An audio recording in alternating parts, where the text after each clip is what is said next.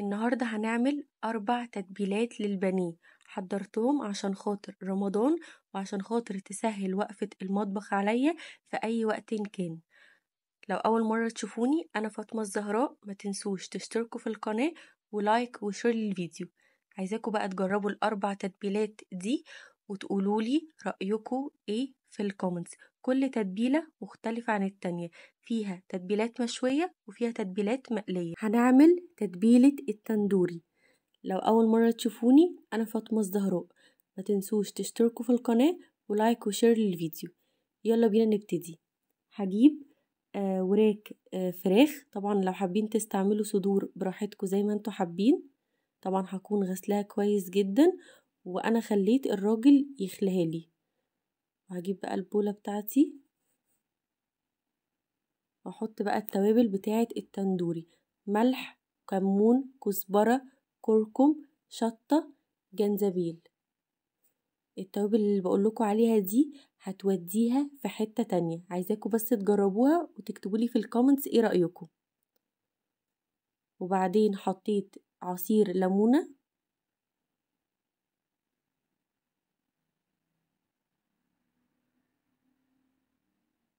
ومعلقتين من الزبادي الكبار.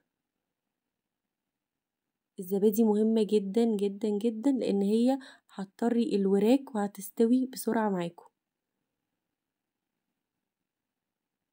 وبعدين بقى حطيت رشة من زيت الذرة. بس كده، سهلة جدا ومفيهاش اي حاجة خالص ومبتاخدش وقت. برضو دي انا شلتها في الفريزر وخزنتها. وقت ما بحب ان انا اطلع منها بطلع منها، مبتاخدش وقت مني خالص. حطيتها بقى في العلبة بتاعتي وبالهنا والشفا. تتبيلة الشاورما اللي هتودي الشاورما مننا في حتة تانية خالص. هقولكوا على كل الخطوات اللي هتخلي طعمها فظيع ونقدر نحفظها في الفريزر ونطلعها في اي وقت نعملها بكل سهولة. يلا بينا نبتدي. هجيب صدور دجاج وهقطعها شرايح كده بالشكل اللي انتوا شايفينه ده. طبعا هكون غسلها كويس بالملح والخل والليمون وبعدين هشطفها وهحطها بقى في البولة بتاعتي. لو أول مرة تشوفوني ما تنسوش تشتركوا في القناة ولايك وشير للفيديو. وما تنسوش تعملوا فولو الأكاونت بتاع الفيسبوك والإنستجرام والتيك توك. يلا بينا نقول التوابل بتاعتنا. هنحتاج شطة، دي طبعا اختياري للناس اللي بتحب الحاجة مشطشطة.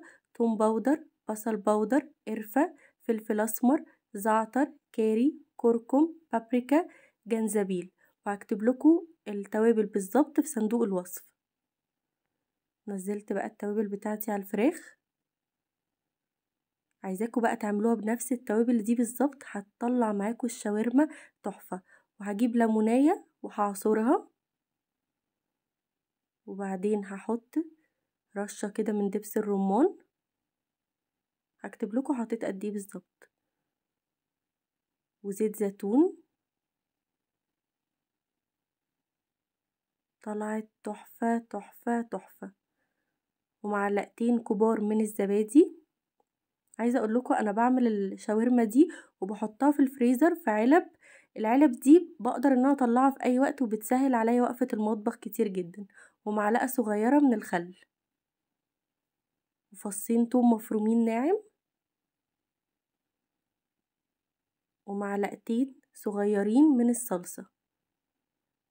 الوصفه دي اي واحده طبعا بتشتغل هتحبها جدا، بحيث انها تطلعها من اي وقت من الفريزر وتعملها بكل سهوله. حرفيا ما بتاخدش غير 5 دقايق على النار. طبعا بقى قلبتهم مع بعض كده كويس جدا. هفضل اقلبهم كده لحد ما كل التوابل تدخل في الفراخ بتاعتي. عايزاكم بقى تستنوا الوصفات بتاعه باقي التتبيلات في الفيديوهات الجايه. حطيتها بقى في العلب بتاعتي وقفلتها وحطها في الفريزر. تتبيلة صدور الدجاج على الطريقة اليونانية. الطريقة دي حلوة جدا ومش تقليدية أبدا وتودي الفراخ في حتة تانية. يلا بينا نبتدي. هجيب صدور من الدجاج، ممكن كمان لو حابين تستعملوا وراك تقدروا ان انتوا تستعملوها. هحط بقى الفراخ بتاعتي في البولة. وبعدين بقى هحط التوابل بتاعتي: اللي هي بتخليها طعمها كده يوناني، زعتر وروزماري وفصين من الثوم مفرومين ورشة ملح ورشة فلفل اسمر. لو اول مرة تشوفوني ما تنسوش تشتركوا في القناة ولايك وشير للفيديو. عايزاكم بقى تبدأوا تجهزوا التتبيلات دي من دلوقتي عشان خاطر رمضان. وهحط عصرة ليمونة كبيرة. الليمون يا جماعة بيودي تتبيلات الفراخ في حتة تانية، بجد بتبقى فظيعة متحط عليها الليمون. ومعلقتين صغيرين من الزبادي، وهكتب لكم المقادير دي تحت في صندوق الوصف. ورشة من زيت الزيتون، بجد طلع طعمها تحفة وخفيفة جدا جدا جدا وحلوة كمان قوي للدايت. بس كده، شفتوا مفيش اسهل من كده. وهبتدي ان انا اقلب المكونات دي كلها مع بعض. سهلة جدا جدا جدا ومش بتاخد وقت، وفي نفس الوقت طالعة طعمها تحفة وطعمها مش تقليدي، ويبقى اسمنا غيرنا برضو عن تتبيلة الفراخ التقليدية. وحطيتها بقى في العلبة وهشيلها في الفريزر. تتبيلة التشيكن تندر بكل تفاصيلها وطريقة تخزين البانيه عشان خاطر تبقى جاهزة معانا على الأكل على طول. يلا بينا نبتدي. أول حاجة جبت صدور من الدجاج متقطعة بالشكل ده. لو أول مرة تشوفوني ما تنسوش تشتركوا في القناة ولايك وشير للفيديو.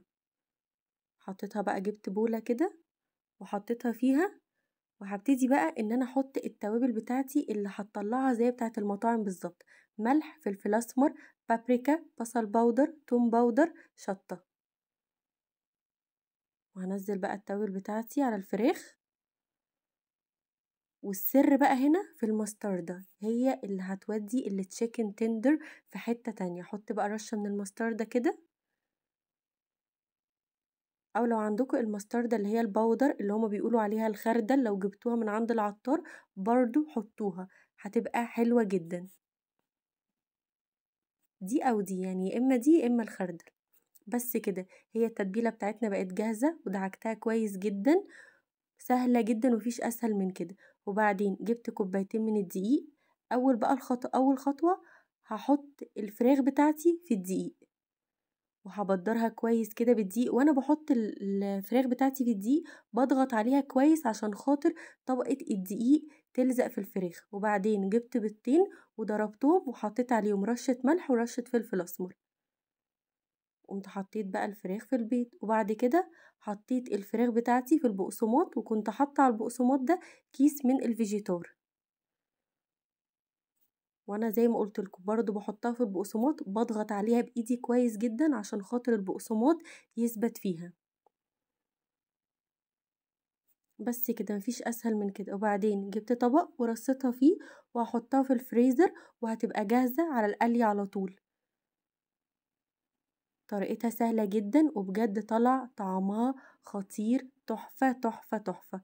باي باي.